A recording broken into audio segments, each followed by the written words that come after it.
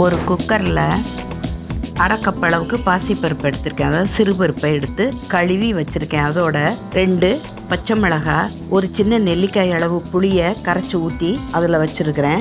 தக்காளி ஒரு 1/4 கப் அளவுக்கு, பச்சை மிளகாய், இஞ்சி 1 இன்ச் அளவுக்கு எடுத்து துருவி அதோட பச்சையாகவே போட்டுட்டோம். அதோட 1 டம்ளர் தண்ணி ஊற்றியிருக்கோம்.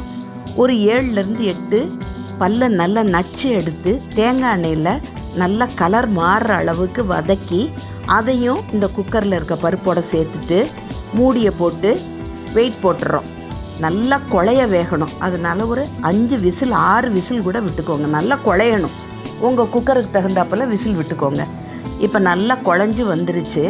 அது ஒரு தடவை நல்லா கடைஞ்சி விட்டுட்டோம். அதுக்கப்புறமேலு நல்லா ஒரு 5-6 நிமிஷம் இதை கொதிக்க விடுங்க. நல்லா கொதிக்க விட்டதுக்கப்புறம் தேங்காய் எண்ணெய் இல்லைன்னா நெய்யில் கடுகு, ஜீரகம், மிளகாய் வத்தல், இதுக்கு காரம் பச்சை மிளகாயும் மிளகாய் வத்தலும் தான். 2யும் நல்லா கடுகு ஜீரகம் பொரியிற வரைக்கும் வெயிட் பண்ணிவிட்டு கருவேப்பிலையும் கொஞ்சம் பெருங்காயமும் முதலையும் போட்டிருக்கோம், இப்போவும் தாளிக்கிறப்பவும் சேர்த்துட்டோம். பச்சை கொத்தமல்லி நிறையா அதில் போட்டுட்டோன்னா ஆரோக்கியமான ருசியான பப்புச்சாறு, அதாவது சிறுபருப்பு ரசம் ரெடி.